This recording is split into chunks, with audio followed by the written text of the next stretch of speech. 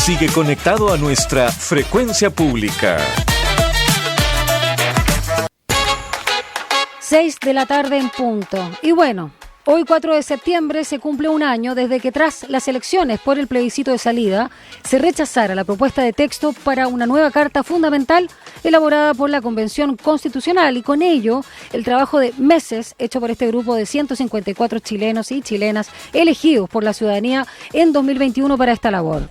El resultado fue demoledor, casi el 62% de los votantes, es decir, unas 7,8 millones de personas, de un histórico universo de 13 millones de personas que participaron con voto obligatorio, rechazaron aquel domingo, 4 de septiembre de 2022, la Constitución propuesta. Así, el apruebo obtuvo apenas un 38% de los votos a nivel nacional y solo 8 de las 346 comunas del país votaron a favor de la propuesta. El rechazo se impuso en las 16 regiones del país sin excepciones y dio un rotundo no a este documento de 178 páginas y 388 artículos dado a conocer 2 meses antes, el 4 de julio de 2022. En esta jornada, cuando se recuerda también el triunfo de Salvador Allende Gossen para las elecciones presidenciales de 1970 y en medio de la conmemoración de los 50 años del golpe cívico-militar a una semana del 11, en medio de un nuevo proceso constitucional, en Frecuencia Pública queremos conversar con Pamela Figueroa, politóloga y académica de la USACH, para hablar justamente de esta nueva efeméride que tenemos en nuestro país y por supuesto todo el análisis que podemos hacer con la perspectiva que nos da el tiempo. Pamela Figueroa, ¿cómo estás? Bienvenida. Hola Daniela, bueno, un gusto estar conversando en Radio USACH y te saludo a ti obviamente y a todos quienes nos están escuchando. Claro, en esta fecha tan importante, el 4 de septiembre tiene un significado político, histórico en nuestro país. Es cuando se eligió Salvador Allende, pero también por mucho tiempo fue la fecha de las elecciones presidenciales. Y coincidió, ¿no es cierto?, también con el plebiscito constitucional del 2022. Bueno, septiembre en general es un mes de mucho significado político histórico, entonces, increíble. Bueno, es importante conversar sobre eso. ¿Podemos recordar un poco el clima previo a esas elecciones y las campañas, sobre todo en la franja televisiva, que es como lo más masivo, de ambas opciones, pero ciertamente me quiero quedar con la triunfadora, con la del rechazo, ahondar un poquito ahí? Sí, bueno, hace un año atrás, parece que fue hace una eternidad, pero no es hace tanto tiempo, fue el plebiscito constitucional. Y yo creo que ese plebiscito constitucional tuvo varias características como innovadoras, novedosas. Primero fue la primera elección con voto obligatorio después de mucho tiempo, después de una década prácticamente. Y eso obviamente afectó el tipo de campañas políticas que se hicieron, ¿no es cierto? De partida recordemos que habían 2 opciones, apruebo o rechazo, pero la diversidad de fuerzas políticas, partidos políticos, movimientos sociales que estaban activamente participando en el proceso, tuvieron distintas opciones y sobre todo la campaña de apruebo. Te perdimos, Pamela. Ahí sí. No, que algo se movió. ¿Ahí? Sí, ahí el micrófono que se movió, pero ahora sí. Perfecto. Lo que estaba diciendo es que la campaña del apruebo fue una campaña muy dispersa y fragmentada, ¿no es cierto? Que fue la opción que finalmente perdió. Pero recordemos que la franja televisiva era como un collage, ¿no es cierto?, de pequeñas intervenciones de distintos grupos y yo creo que eso a veces afecta a no dar un mensaje claro a la ciudadanía de qué es lo que se estaba jugando en ese proceso. Y por otro lado, la campaña del rechazo, que fue una campaña que apeló mucho a la emocionalidad, ¿no es cierto? Creo que lo que hizo la campaña del rechazo fue buscar el elector que estaba molesto por cualquier razón, ya sea con la Convención Constitucional o con el proceso constituyente o con el contexto político, social en general, ¿ya? Y en esa suma, ¿no es cierto?, de posibles electores, hicieron una campaña que, como decía, apeló fuertemente a la emocionalidad. Y recordemos también que fue una campaña que estuvo no solamente en la arena televisiva, sino que se desarrolló mucho en el espacio de redes sociales. Sí. Y en las redes sociales era mucho más difícil filtrar, ¿no es cierto?, cuál era información fidedigna, confiable, versus información sesgada o básicamente y directamente también noticias falsas que exacerbaron, ¿no es cierto?, ciertos descontentos ciudadanos. Claro. Con respecto, mentiras que se exacerbaron, cuestiones que la ciudadanía estaba confundida, como por ejemplo, acuérdate que se decía esto de la primera y segunda vivienda, ¿no es cierto?, que las personas no iban a poder tener una segunda vivienda, cosas que no estaban en ningún caso abordadas en el texto. Entonces creo que fue una campaña que se dio muy en el contexto de la desconfianza entre las personas, de las personas con las instituciones, y ese contexto afectó muy negativamente la posibilidad de discutir sobre el texto constitucional. Yo creo que el plebiscito no fue tanto sobre el texto constitucional como en relación al contexto político que había, al descrédito que tuvo la Convención Constitucional, que partió, ¿no es cierto?, con mucho apoyo ciudadano, pero terminó muy deslegitimada por razones internas y externas. Acá no nada es de una sola razón.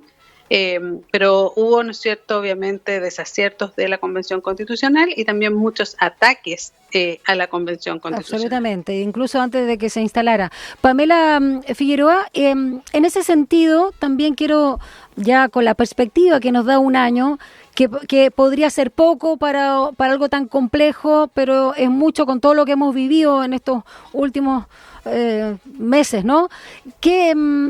¿Se puede decir entonces, a la luz de lo que tú dices y también otros politólogos o analistas o sociólogos incluso, que más que una victoria del rechazo, y a propósito de estas molestias, fue más bien un alivio o un voto de descarte respecto al texto, pero también un voto de castigo o voto bronca, como dicen los argentinos, que reafirma esta desafección con el proceso mismo, la convención, la política, las instituciones, incluso el gobierno y todas las autoridades o esta sociedad fragmentada en la que todavía estamos, con un poco de vértigo? Sí, yo creo que el voto tuvo más que ver con el contexto político con el que tú describes, de malestar, de desconfianza, más que con el texto propiamente tal.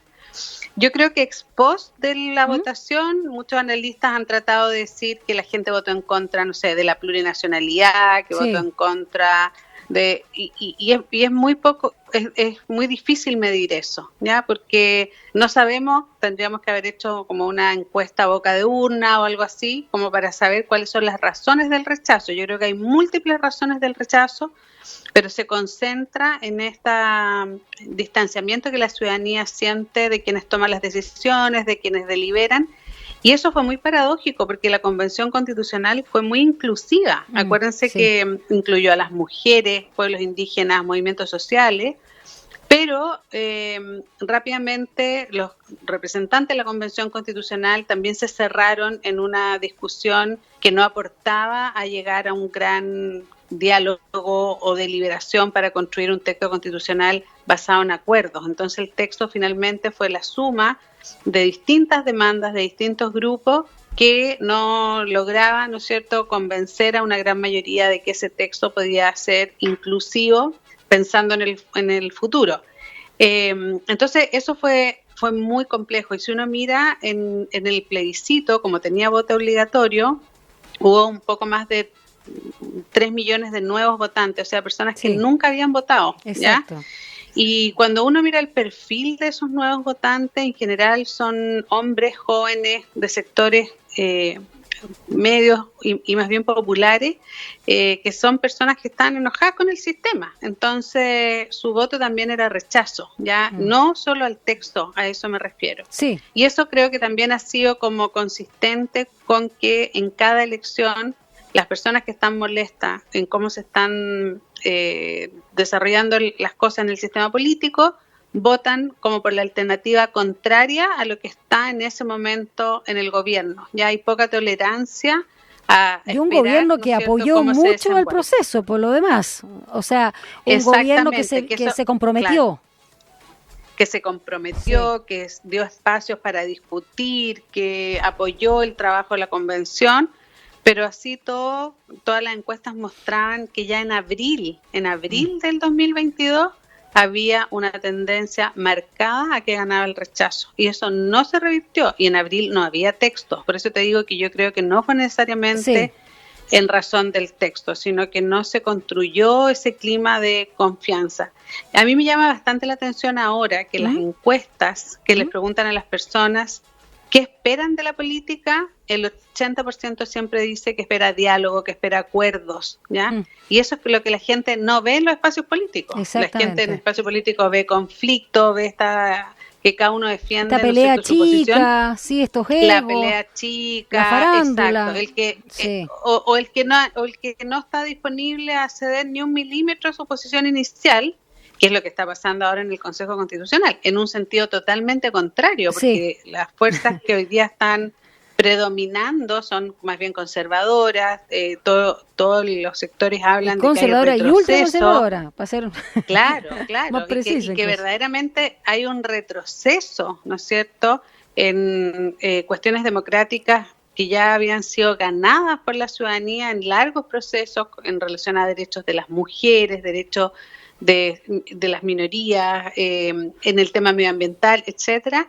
Incluso en eso se está retrocediendo como a un periodo previo al 2019. Sí. Entonces, creo que eso también es una estrategia que uno podría mirar en retrospectiva equivocada. O sea, es difícil entender por qué también perseveran en esa posición si ya se demostró en 2022 y hoy día estamos recordando ese plebiscito que el no abrirse al diálogo y a los acuerdos genera rechazo a la ciudadanía. De hecho, bueno, también a propósito del voto castigo o voto bronca, como le dicen los argentinos, que se dio justo hace un año, Pamela Figueroa, politóloga y por supuesto académica de la USACH, hablaban también, que es un término quizás menos popular, más de la academia, de tu área, ¿no? Esto de la anomia o de la sociología, ¿no? Que ganó también la anomia. Quiero detenerme ahora en este análisis que tú puedes hacerlo con una perspectiva más desde no solo la academia, sino como desde mirar a los sujetos, pero cuando uno está dentro y es parte de esta derrota, independiente de mi caso, que yo puedo decir, y muchos periodistas han dicho que estamos tristes porque hubo esta derrota y mucha desazón, pero más allá de eso que es personal, ¿tú crees que ha habido una autocrítica seria y responsable del oficialismo y de la izquierda o todos los sectores del mismo comando del apruebo con esta derrota? Y digo autocrítica seria y responsable para no decir nomás que, no sé, solamente la emocionalidad, que está bien igual. Porque hoy hubo sectores, y es el caso de demócratas, Pamela, que llamaron a no repetir los errores del proceso pasado, pero las encuestas dicen que el próximo 17 de diciembre, como tú lo decías, lo más probable es que gane el rechazo nuevamente. Claro, bueno, ahí los distintos sectores políticos han tomado el proceso, yo creo, de distinta manera. Ya tú mencionabas ahora demócratas, hubo dos nuevos partidos o conglomerados, que es Demócratas y Amarillo, que eran parte de la centroizquierda y que estuvieron por el rechazo, ¿no es cierto? Y en el fondo concurrieron al planteamiento que se hizo desde el rechazo, que era rechacemos para construir una constitución que nos una, ¿no es cierto? Ellos decían una que nos una. Sí. Y eso no ha sucedido, eso fue una falsa promesa. Si uno, ¿no es cierto?, coteja lo que se dijo en la campaña del plebiscito del 2022 y lo que se hizo, hay una promesa incumplida, ¿no es cierto? No hay una coherencia en ese sentido. Total. Por otro lado, yo creo que la centroizquierda y los partidos de izquierda, que en el proceso del año 2021-2022 también estuvieron bastante dispersos, porque yo creo que también se vieron sorprendidos por la alta cantidad de independientes y de movimientos sociales que llegaron a la Convención Constitucional y que no lograron, ¿no es cierto?, como tampoco generar ahí una colaboración en el sentido de avanzar en ciertas materias, sino que se provocaron negociaciones muy puntuales para incorporar suma de propuestas y no necesariamente un proyecto más bien consolidado, ¿no es cierto?, como que se pudieran como traslapar los consensos para decir, bueno, este es el proyecto de la centroizquierda. Eso tampoco se logró, y yo creo que ha sido muy difícil la autocrítica. Yo creo que la principal autocrítica que hizo la centroizquierda fue con respecto al diseño, cómo debatir la Constitución. ¿no es cierto? Entonces se acotó, el Consejo Constitucional es más pequeño que la Convención, se nombró a este grupo de expertos, ¿no es cierto? Porque también acuérdate que hace un año se decía que el texto había fracasado porque no había sido elaborado por expertos, pero uno ve ahora que no necesariamente esa era la solución, ¿ya? Sí, yo creo que la solución tiene que ver con la voluntad de concurrir a un acuerdo constitucional, y eso todavía no se logra. Yo creo que estamos lejos y nos quedan muy pocas semanas y meses para poder tener el texto que se proponga y que sea aprobable. Pamela, para finalizar, hablemos entonces de lo que está pasando ahora, lo más reciente. De hecho, este viernes los consejeros republicanos abandonaron 4 enmiendas que habían generado rechazo dentro y fuera también del órgano redactor. Temas que apuntan a la jerarquía de los tratados internacionales de derechos humanos, también la protección de la vida, el quórum de reforma constitucional y las personas que cumplen condenas de cárcel y que tienen más de 75 años y que en el contexto también de lo que estamos conmemorando, recordando que todavía sangra, era absolutamente impresentable. Y para qué decir el tema del rodeo y todas esas cosas. Pero estas son las 4 enmiendas o indicaciones que ya abandonaron, desistieron, aunque dijeron que no van a desistir de ninguna más. ¿Qué te parece a propósito de lo que hablábamos al inicio y este ánimo también que se vive ahora? O sea, en lo anímico y discursivo. ¿Te parece que es un momento similar al que se vivió hace un año? Sí, mira, lo primero es recordar que el Partido Republicano propuso más de 400 enmiendas, ¿ya? Como para tener un contexto claro de que 4 enmiendas, ¿no es cierto?, no es una gran concesión. Si tú presentaste 400, ¿ya? Porque si uno dice, si yo presenté 8 enmiendas y estoy bajando 4, ya, uno diría están haciendo un esfuerzo significativo, ¿no es cierto? Exacto. Pero no es el caso, ¿ya? Recordemos que al texto que propusieron los expertos se propusieron más de 1000 enmiendas, ¿ya? De las cuales 400 son solo el Partido Republicano. Entonces, ya la presentación de enmiendas mostró que no había acuerdo, porque si tú tienes un texto que es más o menos de consenso y hay ese volumen de enmiendas, hay un problema, ¿no es cierto?, en cómo abordar ese consenso. Entonces, y además las enmiendas que el Partido Republicano desistió eran las más conflictivas, que no tenían ninguna posibilidad probablemente de avanzar, porque la derecha tradicional tampoco los iba a apoyar, ¿cierto? Los partidos de Chile Vamos probablemente no iba a concurrir a apoyar esas enmiendas. Pero luego de eso tampoco ha habido mayor voluntad en generar un diálogo. Salió un estudio del Centro de Estudios Públicos que mostraba que todas las enmiendas que se han aprobado en el Consejo son las enmiendas de la derecha, y que no se ha aprobado nada de la centroizquierda. Entonces, cuando tú me preguntas, ¿es similar el ambiente hace un año? Yo creo que sí, porque acuérdate que la discusión que había antes era que la derecha decía que estaban excluidos, que nada de lo que ellos proponían se consideraba en el debate. Entonces, claro, ahora se inició otro proceso, la comisión de expertos propuso un texto que a uno le puede gustar más o menos, pero por lo menos había ahí una voluntad, ¿no es cierto?, de generar ciertos acuerdos, y eso se fue desdibujando con el tiempo, y yo creo que hoy día está muy lejos el consenso básico, que es decir, bueno, sentémonos a discutir de una manera abierta, donde podamos tener un texto constitucional que habilite una democracia futura, ¿no es cierto?, para poder ir a las cosas más puntuales, a lo más detallistas. Y eso no se ve ahora, ¿ya? Yo creo que eso todavía es un escenario que no se ve cercano. Y por último, pensando un poco y explicarle también a nuestros auditores, Pamela Figueroa, si se rechaza, al igual que el anterior, este próximo 17 de diciembre, este nuevo intento por escribir una nueva constitución, ¿qué pasa con este proceso?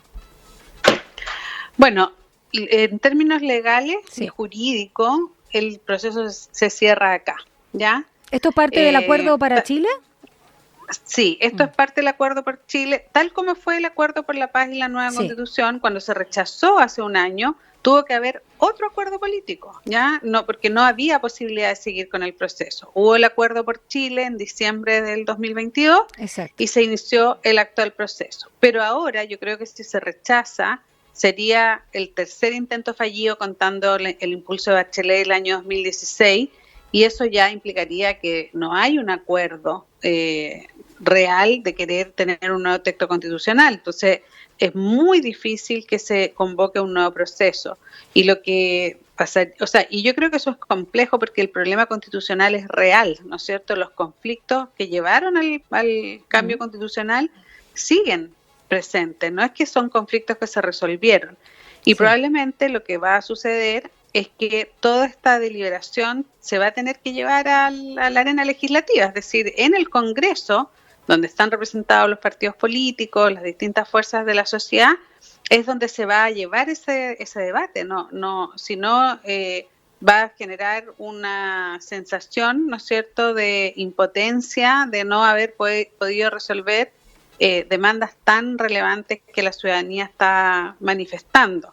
Y eso, obviamente, para los partidos políticos, los movimientos sociales, que son quienes representan en distintos niveles a la sociedad, saben, ¿no es cierto?, que tienen que canalizarse de alguna manera. Entonces, yo creo que, bueno, todavía quedan un par de semanas, esperemos que esto pueda tomar otro rumbo, pero si no, probablemente esta discusión va a seguir, se va a tener que llevar al ámbito legislativo. Va a ser una situación compleja para el gobierno, porque el gobierno tiene que avanzar también en su programa de gobierno, y los movimientos sociales tendrán que articular también a la ciudadanía con quienes toman las decisiones para poder hacer una agenda hacia adelante. Yo creo que hay problemas reales que la ciudadanía necesita resolver, y eso solo se logra con una articulación entre las personas, los movimientos sociales, los partidos políticos y las autoridades.